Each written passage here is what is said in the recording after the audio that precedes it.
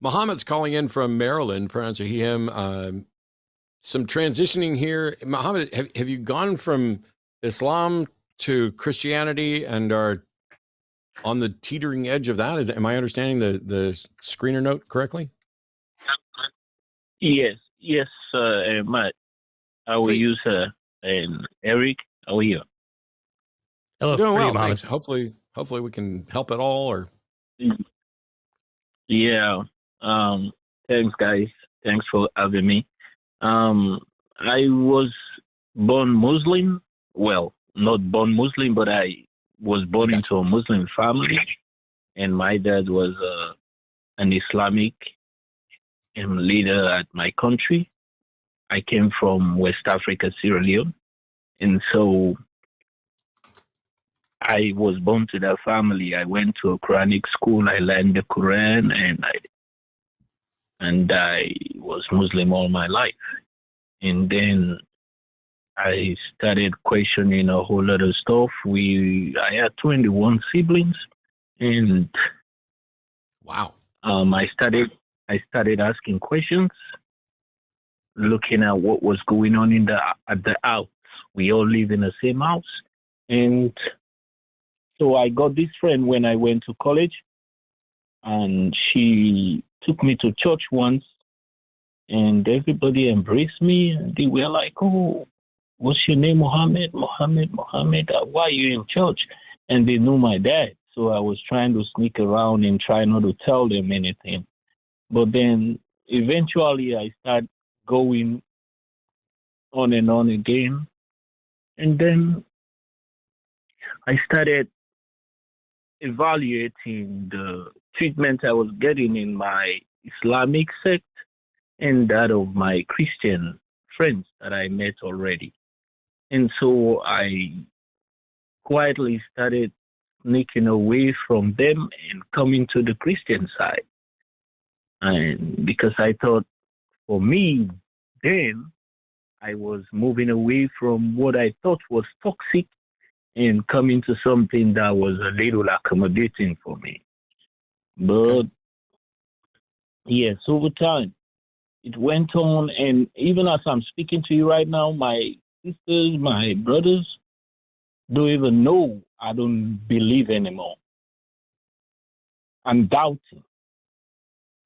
I don't call myself anything else, but I kept questioning, but I can't tell them anything. My sister visited me like a month ago. She came from New Jersey, and she was asking me about whether I pray, whether I go to the masjid, and whether I'm a Muslim. I had to walk out of the house. I couldn't answer to her because I can't lie anymore, because I haven't prayed for a long time. And I stopped going to church because my wife was a Christian. She took me to church, and I got baptized. And then I was also, when we separated, I went to a Mormon church. Somebody introduced me to a Mormon church. I went there. I got baptized at a Mormon church too. And I became a Mormon priest. I was ordained as an Aaronic priest at a Mormon church. And I started attending and learning the stuff. And it was crazy experience. I don't understand. So I kept running around in circles, baptized 4 times, and now I am stuck. I've been listening to you guys for like a year now, and I don't know how much I have learned. But the question I have is, I came from this family and we are like a tight knit family. We tell ourselves everything. Now I have to sneak around. I go to my sister's house. I stayed in the room. I can't go pray outside with her and her husband. And they kept asking questions, and I have to leave before my timing because I am not comfortable anymore. And she will say, "You have to come. We have to do salah." I don't want to do it. And so I have to leave before time. So now my problem is, how do I tell these people that I don't believe this thing anymore? Yeah. I grew up there. First of all, Mohammed, one thing to think about and kind of keep tossing around in your head. You're now in a position that a lot of former believers are in, where they started off Muslim, Christian, whatever, and they find that they don't believe anymore, and they're surrounded by believers, and they feel, rightly or wrongly, that they need to hide this. If you were in a family full of atheists and you converted to Islam, do you think that you would also feel that you would need to hide that from them?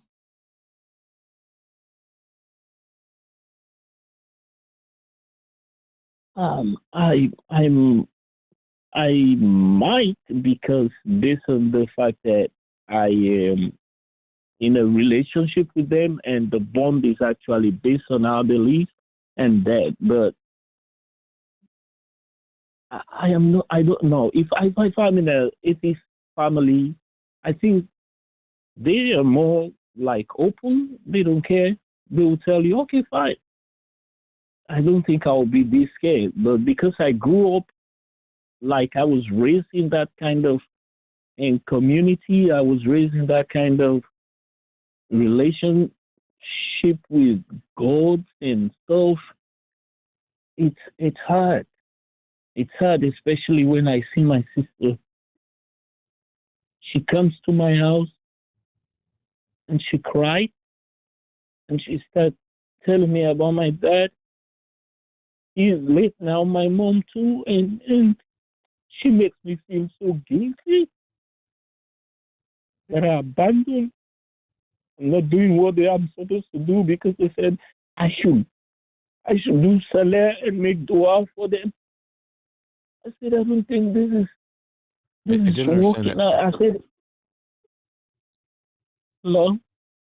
Yeah, I didn't understand the last thing you said, that they're expecting you to do what? Yeah, well, in Islam, when your parents are late, they are dead, you are required to make dua for them, which is a prayer. Yeah. Yes, like you're asking Allah. It's like an intercessory prayer, like to intercede for them for their mistakes and misdeeds. And she comes to me. I was almost going to tell her. She was there with her son, and I couldn't. Because she was tearing up. And she said she hasn't seen me pray since she came. And that I have the prayer mat right at my doorstep that I step on to come into the house. I said, it's not a prayer mat. It's just like a rug for me, so that I cannot bring my dirty shoes into my room. And then when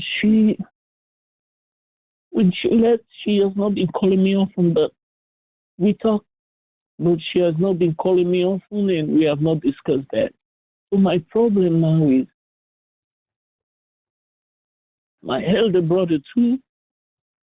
He keeps doing the same thing. He's in Turkey. He keeps calling me and telling me stuff, and they put me on family meetings and forums, and I just don't say anything. So the first thing that I'll recommend, and we'll see if Eric has other thoughts and advice, definitely reaching out to something like Recovering from Religion. and the Secular Therapy Project, because you're in this position right now where you are basically ostracized. Apart from just like returning to Islam, which, let's face it, isn't likely to happen, you're in a position where you are potentially in danger, at risk, or at least at risk of being ostracized from all the people around you, and you're feeling it on a regular basis. And it sounds like they're already aware or curious, because you seem to be getting hounded by your religious relatives more than I would expect from someone who, was normally practicing with them. So the one piece of advice I've got, which could be awful, is I didn't want to live pretending to be someone I wasn't, even around my family members. It became very obvious to me that because I think differently and have different views from a number of people I care about, this was going to cost me friends and family and relationships at some point. And I had to make a decision of, as much as I will miss them, I don't want toxic people in my life. I don't want to be in a constant state of anxiety and stress and wondering when the next religious kind of intervention is going to come. Or I don't want to be misleading people about who I am and what I believe. And so I just made a conscious decision.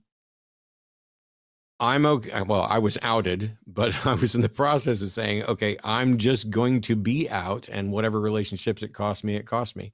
But I can't make that decision for you, and neither can anybody else. Yeah, you're right. You're very correct. I listened to you a whole lot of times, and I had your story with your parents and your mom, and how you were able to like settle it with them. And I am getting to that. I spoke with one of my uncles the other day, and he was trying to tell me that I have no right. I have no right to abandon Islam. And I said, Uncle, I have been with you guys all my life. And you knew what I went through in my dad's house. A whole lot of us. My dad had at least 3 wives at any time. He was married like 7 times. He had 7. I knew 6 of my stepmoms. And my mom left when I was like 7 years old. I could still remember all of that. I knew what I went through, bullied, beaten, sent to the corner of the house. My mom was not there to take care, and I said, I saw all these, and my sister suffered. My sister that came to my house the other day, and she was here too. And I said, you remember what we went through? I said, did you ever question that Allah was there watching? These people treated us like that when our mom left. We were very young. I have to like wash their hair and braid them. I said, did you remember that? I said, did you think a God will let this happen to us? And she was just adamant. And then she's married to some Islamic man that has my name too. His name is Mohammed. And this man is an abusive idiot. Sorry for using that word. And I called him twice, and I told her I'm never going to call him again.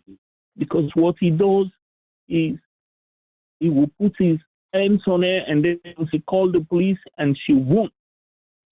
She won't, because she just had a baby with him, and she's all bent on these Islamic principles and stuff. I said I had to call a step daughter and the stepdaughter will call the cops to come to the house and like do some welfare check, and she will pursue charges. She will not press charges.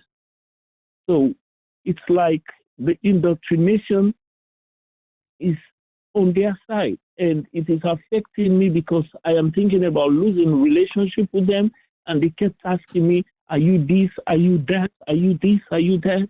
I said, "I don't know anymore." And just to share the story, I went to emergency room the other time, and one guy with beers and stuff, I realized he was Muslim, I think. And then he rode me to the radiology department, and then he asked me, "Mohammed, are you Muslim?" I said, "I don't know anymore."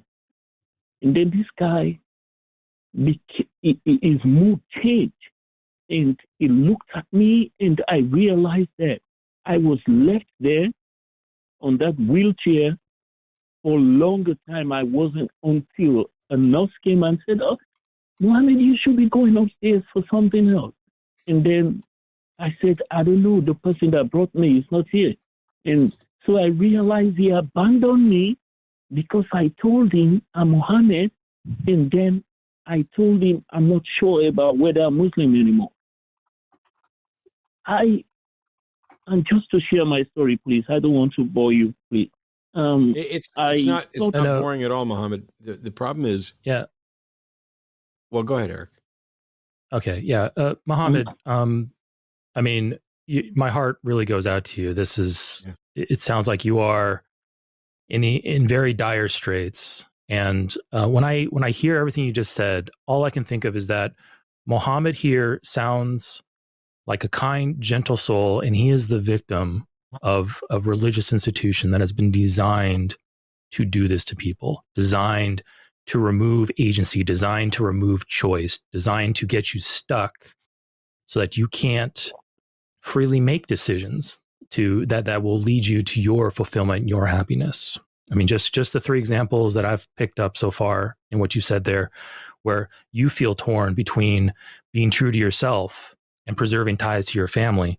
You have an uncle who outright tells you that you don't have a right to choose, removing that agency. You have believe you said it was your sister, who has an abusive husband who refuses to talk to the police and give her side of the story out of fear of the reprisals. You, Mohammed, are a victim. Many of us have been victims, some to less extreme degrees, but you're a victim of an institution that has been grown and molded and designed to do this to people. And it's not fair. It sucks. Like, nobody should have to deal with this. In a proper world, nobody should have to deal with what you're dealing with right now. So absolutely, my heart goes out to you. With that being said, we all find ourselves in unfair situations in life where we have to make choices. We have to evaluate our priorities and our goals. And in many cases, none of us can get everything we want. And what Matt said earlier with the Secular Therapy Project and the Recovering from Religion Foundation, those are excellent resources to reach out and talk to people far more qualified than me or Matt, because we aren't professional, counselors or diligently trained in handling these things. All we can do is give you our opinions and our ideas about what you should do next. But utilizing those resources can help you center yourself and get grounded. And my advice is to stand back and say, hey, you know what? I understand that life is not fair. I'm in a position that I don't deserve, and I probably have choices ahead of me that I have to evaluate and I have to prioritize, and I have to figure out what exactly it is that I want. And it's all overwhelming. And like I said, we've all been there in some degree or another. But my best advice to you, I think, is follow Matt's advice and go to those resources and check out what they offer. And then once you have a support system that you can rely on, either through a counselor or through representatives there or friends around you, then start picking your priorities and start making choices to work towards those priorities. And understand that you might have to make choices that are hard. You might have to make choices where you have to sacrifice something for something you want more. And unfortunately, life is not fair like that, but we have to contend with life and reality with the way it is. But I think you reaching out to us and talking to us about this and pouring your heart out to us I think you're on the appropriate steps to figure out how to handle this, how to do this, because you're seeking help from others, and I think that requires a lot of strength and a lot of humility, and I think it's commendable that you're doing that. But like I said, my heart goes out to you. I can't give you a magic recipe for what you need to do to fix everything, because there probably isn't one. But the best thing you can do is continue what you're doing and reach out to people and seek individuals who can perhaps guide you and give you their insights, and perhaps their solutions or what they did for their lives might work for yours, might not. It's up to you to decide how to navigate that course. Yeah. Go ahead. Yeah. Thank you very much, Eric. I already have my resolve. First things first, I am going to leave a voice message for my uncle and tell him that I'm not a kid anymore, and he cannot tell me what I should do or not, because I'm the one that sent money for him to get. And just not because I sent money for him, but he should know that he wasn't even there when I was bullied at my own father's house. And my sister, I already told her, but she laughs. She don't believe. I said, me, I don't know anymore. Hey, you've been to church, you've been this, and what did you? And she's so happy, she's so lively when I tell her my stories about the Mormon church. And now I went there, but I do not believe. She like, oh, I told you. And when I told her, well, when I was with this when I got baptized at the Baptist church, I was just trying to experiment and find out. And I said, I told you. But then when it comes to Islam, it's a no-no for her. But my resolve is she'll be the next person I'll call and tell them, look, I value the fact that you, my sister, you knew what we went through in my father's house. You knew how they segregated us. They put us at the corner, the back room of the house, because our mom was no longer there. And the fact that all these people were there, they go to the mosque and they talk about all the stuff and ignoring the fact that we are being abused at the house. I had to breed my sisters here. I can breed here because I learned that from them looking at their ear, and then it's not done. But all the other kids are done. I have to wear my dad's shoes to school because my dad couldn't buy a new pair for me. My stepmom would rather get his son get in more pairs of shoes. And guess what? That brother that I'm talking about, yeah. So I'm going to. I apologize. We're kind of far afield. We can recommend that you reach out to Recovering from Religion and the Psychotherapy Project, but what you're doing now, I think you need to reach out to the Psychotherapist Project.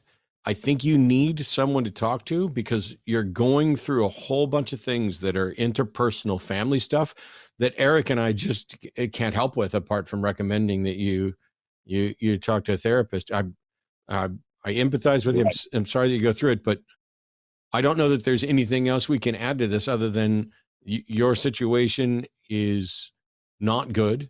And you seem to be taking some of the steps that I think are commendable and recommended, and that, you're starting to stand up for yourself. You're going to, send a message to your uncle, hey, I'm a grown up. You don't get to tell me what to do. I don't know that we have, I think you're going to need to reach out to the Psychotherapy Project and possibly Recovering from Religion, but I don't know that there's any other advice or anything else that we can suggest on here other than to go down that path and give it some time. Okay. You need people in your area. Like you need a secular community, an oasis, whatever, where there are people there who have potentially been through this that you can go and talk to. That's another option. But I don't know what else we can do here. Okay, right. Guys, thanks for having me. At least my main objective was to share my story, and maybe there are other people out there that have my same story and they can have the guts to reach out to. Thank you so much, guys. Secular therapists. Yeah. I'm going to be on that right now. Thank you so much, Matt. Eric, thank you guys for what you're doing, man. I appreciate it, man. When you get any kind of update, if you found what worked best for you that helped, you can call back in, and then that information can be used to potentially help somebody else. So thank you so much, Mohammed, but we're going to move on from here. I wish you all the best. Yep. All the best, Mohammed. That's a miserable, tough place to be. Yeah, that's we like I said, we've all experienced that to some degree or another, but Mohammed's situation sounds fairly extreme. It sounds like his entire family is deeply steeped in Islam and also some in Christianity, and they're very adamant in the way they keep people in there using those types of tactics. So yeah, it's rough. Heart goes out to you, Mohammed. But yeah, seek support, talk to others. It's good thing you did talking to us. Talk to others as you just talked to us, and get more insights, and good luck. Best of luck. And I hope you navigate those waters, because that's not easy. Hello, everyone. I'm Jimmy Snow. I'm the executive producer of The Line. And at night, I sneak into Matt Dillahunty's house and I trade his cereals for other cereals. He comes out and he's like, wait, these are cereals I buy, but I swear I had different cereals. Anyway, would you like to support this channel or any specific show? You can do so over on Patreon or in channel memberships. There are special tiers for special shows or for the channel at large, and it helps us expand programming as well as hopefully very soon launch it in podcast form. Now, also, if you'd like to support, you can like, you can subscribe, you can leave a comment or a super thanks, which is a special highlighted comment that you pay for. Those are fun. And, screw the algorithm, go check out something over here, I suppose. Boy, I hope I can still put those icons there, because if I can't, this is going to look really stupid. I'm going to go buy some Cocoa Puffs and switch out Matt's mini wheats now.